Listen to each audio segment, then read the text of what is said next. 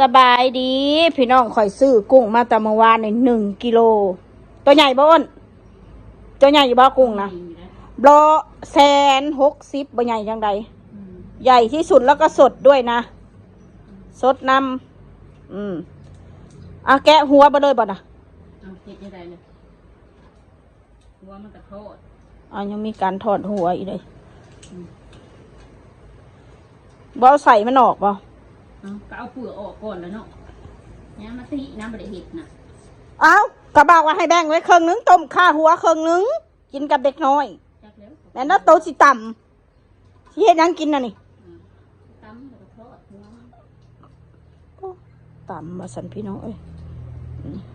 เขาพาลวกคือลิกลวกลวกกินเฮ้ยนั่นก็เห็ดได้ลวกน้ำ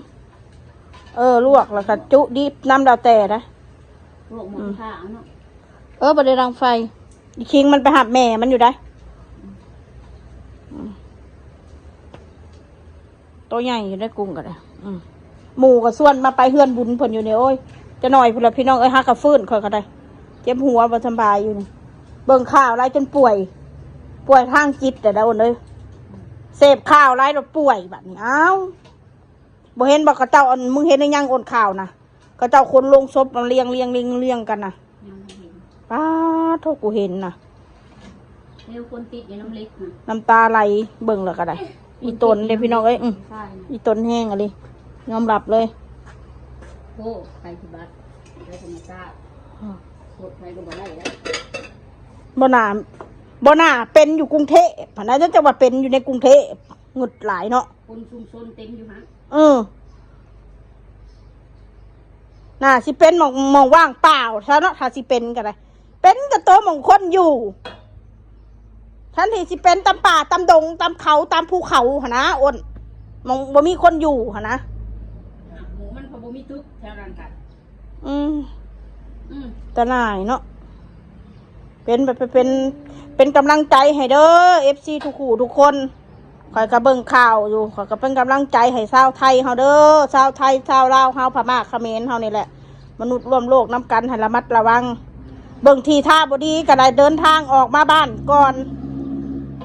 กับกลุ่มน้ำเนาเฮาก่อนเด้อกลับมาบ้านเฮาก่อนอีสานเฮาก่อนอย่าพาไปอยู่เขาว่ายังสิเป็นอีกอยู่นัดมันลอยมาอีกคณะอ้น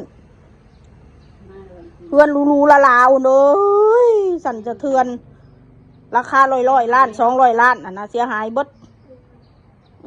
ตึกอธิมันถล่มนะกา2-3 พันล้านบาทเจ้างบประมาณเขาเห็ดนะโคตรละพอเห็นก็ตกใจเป็นกำลังใจให้เด้อพี่น้อง FC เฮาก็ระมัดระวังเขาก็ได้แต่ส่งกำลังใจให้ไทยลาวเฮาคนลาวก็ตายหลายโดนเลย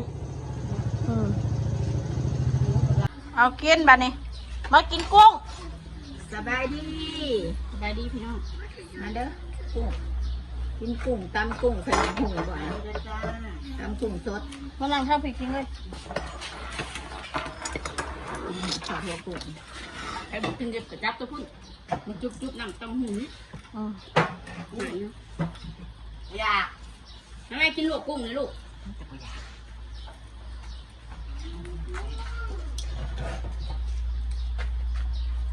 แล้วขอลองขึ้นไปผมน้ำมันพี่นึกว่าตั้งเลย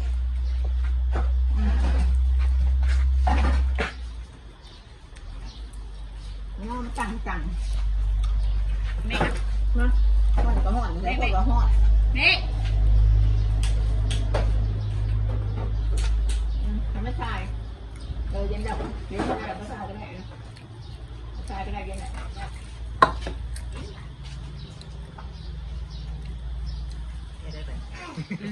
คือเบิ่งนะมันมีแจวให้เจอวะกินอะไรเป็นมันจะกุ้ง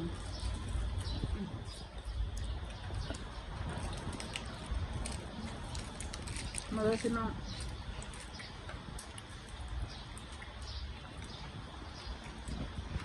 หัวหนังหัวกรอบๆเนี่ยลูกนี่ กุ้งกรอบๆเอาวะ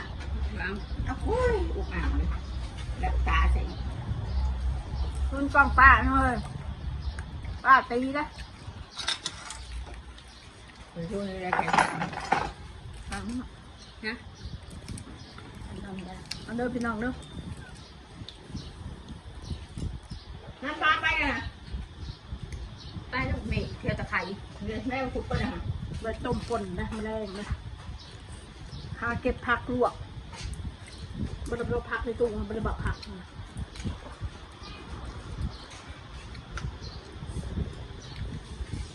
กผมเจ้าฮะ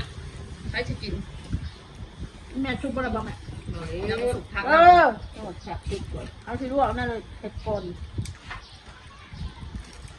ลองก่อนเนาะคอยจะยิ่งกินเขาแล้วทั้งเจ้าหัวไม่กระจัดนะ อันนี้ได้มันทอดอันนี้ ก็อะไรนะ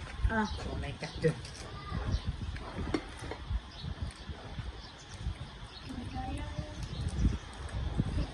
เอาออกแม่หางมันจ้ะกินทั้งหางจะบอก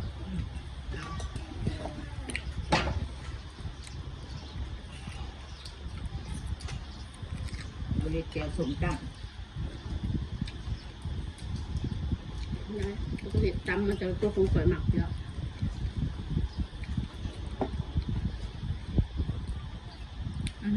ซุนกองป่าเลย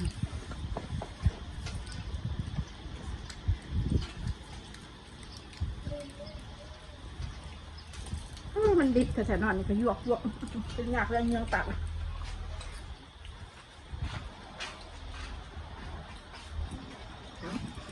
จำน้ำก็คือเก่าแล้วในวันน้ำดิบเนาะอะไรแบบจังตัวกับดิ้งคือกันนี่นะฮะ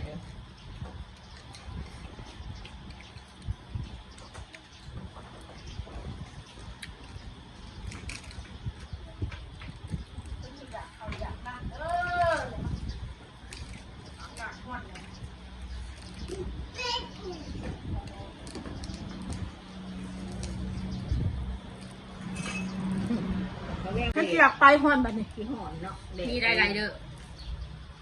หอนแข็งหอน มีไรเด้อเซโน มันไม่ยังไง เลือกแต่เจ้าสั่งเขาละ เรากินแต่น้ำมาละน้ำปั่นนะยังนวดเนาะ จะหน้ามืดมืดนะ กินแต่น้ำปั่นเย็น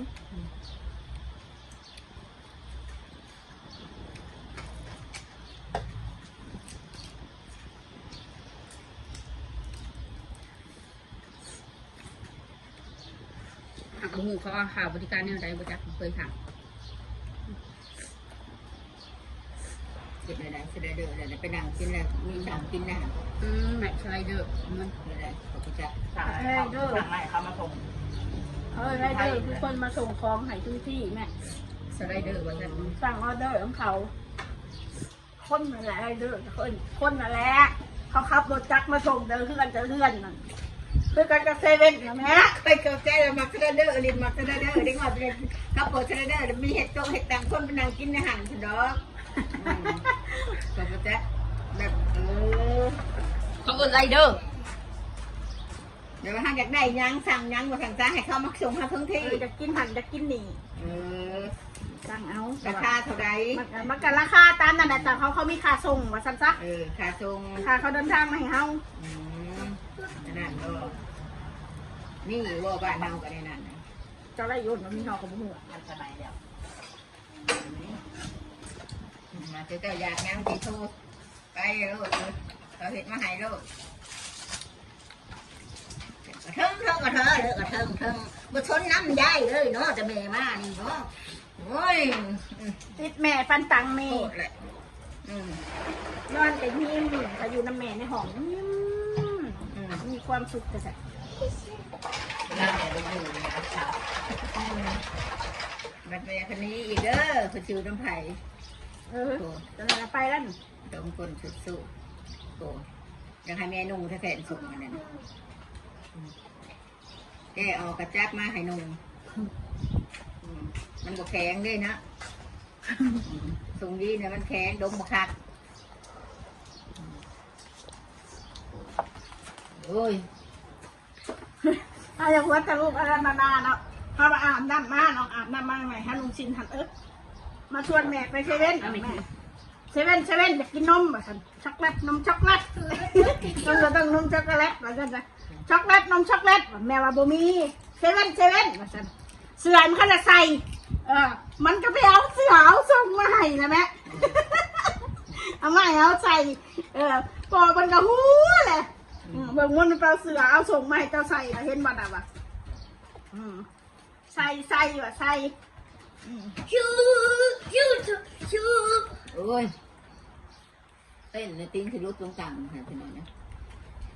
ชอบพี่ชกงอชอบพี่ชกงอโอ้ยชอบไอ้น้อยแท้ชกนี่ แม่ก็อีลุงเด้อบ่เคยหมักอาหารทะเล อีมาหน้าคือกันบุกินเลยอดเลย อยู่นี่เป็นหมัก มาหน้าคือกันบุกินเลย กินเป็นคุกอะไรเนาะ ก็คุกก็ได้ค่ะ เจ้ากินช่างเพื่อนเชื่อบี หมักอาหารทะเล บ่มักกินซีน ปลาแซลมอน ซีนทำให้มันมักกิน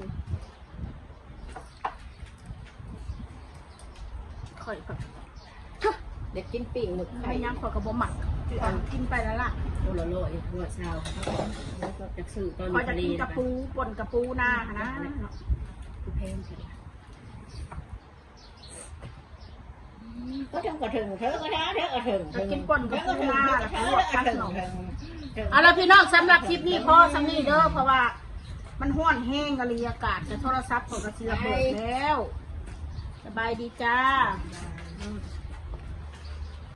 จะเค้นกันเบิดหรือบ่เนาะพี่น้องเอ้ย